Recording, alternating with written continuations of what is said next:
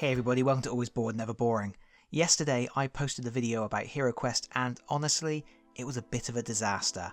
I was being hit with news from Hasbro, plus a crazy number of emails and private messages while I was trying to write, shoot and edit the video. I had to keep cutting it, reordering bits and recording additional content, and in the end I decided I just had to put out what I had, go for a long lie down with my phone on mute and come back to it the next day. So here I am. One of the things I didn't get to fully address, and which I'm not sure I made obvious enough, is how the game is available for pre-order right now. The official announcement of the retail release we all knew was coming happened just as I was finishing up my work on the video yesterday, so all I could do was tag in a little extra information to say it was happening, so let's drill into that information a little bit here now. Yes, the game is getting a retail release, and in case it wasn't clear, it will be getting released in Europe. I have more information on that I'm putting into a video for another day, as there's a lot to unpack and it involves backers of another certain crowdfunding project that went by the name of HeroQuest that I generally don't like to comment on. But rest assured, the official line from Hasbro is that the game will be available through Europe. Existing products are already turning up for pre-order at some retailers, and not just those who partnered with Hasbro. For example, in the UK it's already possible to pre-order the HeroQuest core set from Zavvi and Forbidden Planet. In the US you can get it from Big Bad Toy Store, GameStop or Hasbro Pulse directly. Meanwhile in Australia you can pre-order from EB Games or Zing Pop Culture. GameStop have it in Canada too. And that's not an exhaustive list, obviously. Look around for your favourite retailers, see who's playing. Interestingly, most places are only offering the core game at the moment, but a few places are offering Keller's Keep and Return of the Witchlord as well. Some even have the new Guardian Knight expansion, which I will talk more about in a moment. Do you want to know some recommended retail prices? Of course you do. In the UK the core set is $99.99, in Australia it's $258, in the US it's $125.99 and in Canada it's $179.99. And when are these pre-orders going to land? Well, Hasbro says products are dispatching this December, but the dates retailers are providing as estimates for delivery are a bit all over the place, to be honest, as you might expect. They range from November this year to February next year. I think what we can all take from that is if you pre-order the game, you'll get it when you get it. Okay, this is all starting to make my head spin, but I'm not done yet. There's still the little matter of the Guardian Knight expansion, and I have to make an apology here. In my video yesterday I pointed out that EB Games had this listed as an EB exclusive that was already sold out, so I naturally assumed it was an exclusive that was sold out. But it turns out exclusive doesn't necessarily mean exclusive, and this expansion is more widely available than I first thought. The good news is, other retailers are stocking it or will be stocking it. The bad news is, EB Games and some other retailers are already sold out. In fact, most of the places I know that had it have sold out. In Australia, it was possible to order the expansion from Zing for $38, where it was listed as a Zing exclusive.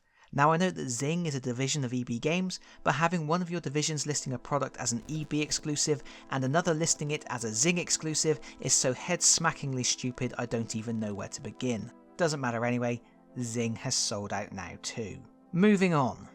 In the US, the Guardian Knight expansion was available from a few places. The Big Bad Toy Store, Entertainment Earth and GameStop had it in stock for $14.99, but GameStop is sold out now. As I understand it, GameStop own EB Games and Zing, so that's not so surprising. I have only heard of one place in the UK that was offering it for pre-order so far, and they only had a few that they had already sold, but it seems to be one of those things where stores will get it or they won't, and if they do get it, they won't have many, meaning you're going to have to keep checking with your retailers and you're going to have to move quickly, which is disappointing. I get enough of this nonsense with Games Workshop. But my goodness, this video is a little dry, isn't it? All dates and digits. Let's wrap up by doing something a bit more fun.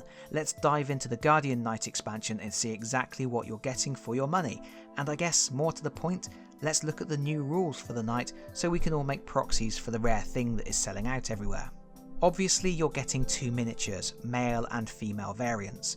The inclusion of the alt-gender version does suggest to me that they will be making the alt-gender versions of all the other core heroes available eventually as well, which is something I already thought they would do anyway, although it's interesting that bonus heroes offered as rewards through the crowdfunding campaign didn't have alt-gender versions while the rest do.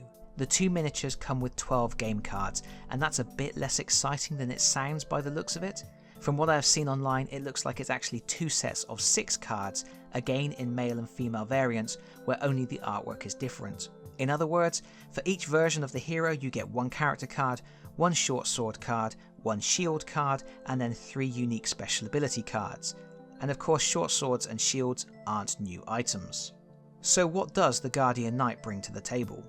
They get 2 attack dice, 3 defend dice, 7 body and 2 mind.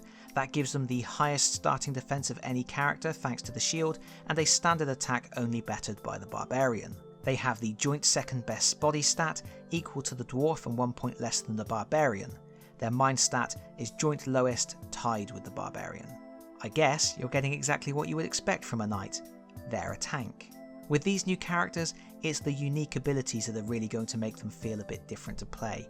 And apart from the availability of the expansion in the first place, this is my main concern with these little character packs. While variety is good in any game, the HeroQuest system doesn't really have the scope for heroes that are hugely different from each other. The unique skills of the Guardian Knight do go some way to distinguish the character, but each skill can only be used once per quest, so apart from a few individual flourishes of character, your knight is going to play pretty much the same way as the barbarian. I do wonder how long the system can sustain a steady stream of individual character packs like this. Oh, and as an aside, in case anybody is going to misconstrue what I'm saying there, I absolutely love HeroQuest and I cherish its simplicity. I'm not hating on anything, and I think it's great that HeroQuest is not only back but also getting some never before seen content. However, I've got my critical head on, and I'm just pondering how many times Hasbro will be able to sell 3 unique one-use powers for $15 a pop. Having said all that, I should point out I love one-use skills and items. I've said this before when talking about other games such as Warhammer Quest, but I have always preferred the decision space that single-use cards provide. To me, it's much more interesting to have an ability you can use once, so you have to know the right time to drop it, rather than something like a sword that is a constant benefit and stays with you all the time. But let me get back to the point. The knight has 3 skills, mainly geared around being a chivalrous tank. The first is Stalwart. It requires the shield, and when your body points are reduced to 0, they are instead reduced to 1, keeping you in the fight a little longer. The second is Shield Block, which funnily enough also requires the shield. You use this skill on the enemy activation. When an adjacent hero suffers damage from an attack, the damage becomes 0. The third skill is Knight's Challenge, which you use when someone draws a wandering monster and you're in the same room. The knight is considered the searcher and therefore suffers the attack, giving you a chance to protect your squishier allies. And that's it. Taking strikes and reducing damage. Tanky things.